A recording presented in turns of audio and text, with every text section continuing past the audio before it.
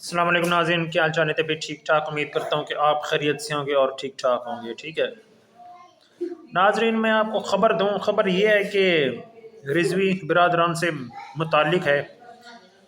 तो काफ़ी दिनों से, बल्कि काफ़ी अरसे से, अब तो जो वो सानिहा मुरीद के को भी काफ़ी दिन बीत गए हैं, बल्कि हफ्ते बीत गए हैं। तो जो साद रिजवी और उनके भाई अनस रिजवी जो हैं, वो जो है सानिया मुरीद के दौरान ही अचानक गायब हो गए थे। वो अचानक गायब हो गए थे और जो है वो उनकी आखिरी लोकेशन जो ट्रेस हुई है, वो जिन लोगों ने उनको जाते हुए देखा, वो एक मोटरसाइकिल पर जो है सवार होकर जा रहे थे। ये जो है उनके बारे में जो जो लोग हैं साथ वाले, उन्होंने ये देखा है कि दोनों भाई मोटरसाइकिल पर सवार हैं और एक मोटरसाइकिल वाला, एक वो तीसरा बंदा है जो चला रहा है। यानी ये खुद नहीं चला रहे मोटरसाइकिल। यानी इसका मतलब ये है कि जब सानिया मुरीद के हो रहा था तो इन दोनों भाइयों को टेलीफोन कॉल आई और जो है एक फिर उस टेलीफोन कॉल के बाद जो है वो ये खुद नहीं गए, ये वहीं खड़े रहे।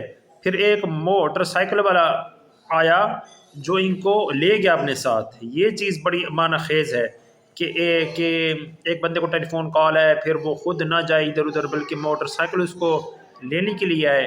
ये एक हैरत अंगेज़ बात है। तो ऐसा ही वाक़या यहीं हुआ है कि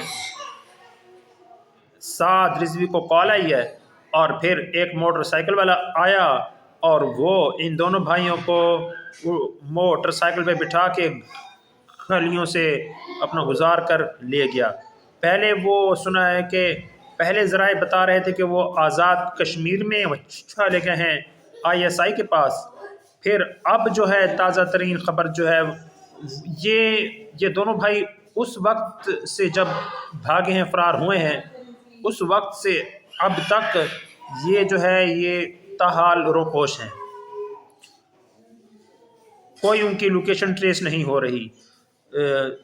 ये तो अब जो है ये पहले वो आज़ाद कश्मीर में थे,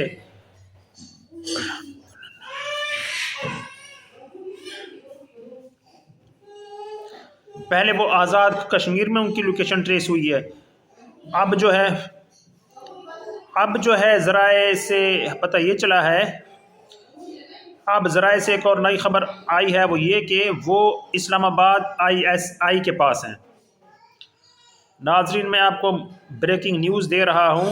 जो रिजवी बिरादरान हैं वो इस वक्त ISI इस्लामाबाद की तहवील में है और इस्लामाबाद में ही है। थाना आप पारा के इधर उधर कहीं जो है ये उनको रखा गया है और बताया जा रहा है कि वो बिल्कुल महफूज और अच्छी हालत में है और ISI की तहवील में है। ये है। और आपको एक दूसरी ब्रेकिंग ख़बर भी बताता चलूँ। दूसरी ब्रेकिंग ख़बर ये है कि इन रिजवी बरादरान को क्यों गिरफ़्तार किया गया है और छोड़ा क्यों नहीं जा रहा, इसकी वजह है। इसकी वजह ये है कि अब मैं आपको थोड़ा सा PTI के चेयरमैन के बारे में बताऊंगा। इमरान खान को फ़ौज इसलिए रिहा नहीं कर रही कि इमरान खान के नाम का ड्रावा दे रही है हुकूमत को, नवाज़ शरीफ को, जरदारी को। फ़ौज जो है वो इमरान खान का ड्रावा देती है कि ये काम कर लो नहीं तो इमरान खान आ जाएगा, ये काम कर लो नहीं तो इमरान खान आ जाएगा। तो ऐसे किया जा रहा है। ठीक है। तो अब اس چیز کو ذرا رضوی برادران کے اس میں بھی سمجھیں. رضوی برادران کو کیوں رہا نہیں کیا جا رہا؟ رضوی برادران کو اس لیے رہا نہیں کیا جا رہا کہ فوج نے کروانی ہے 27ویں ترمیم یا 28ویں ترمیم.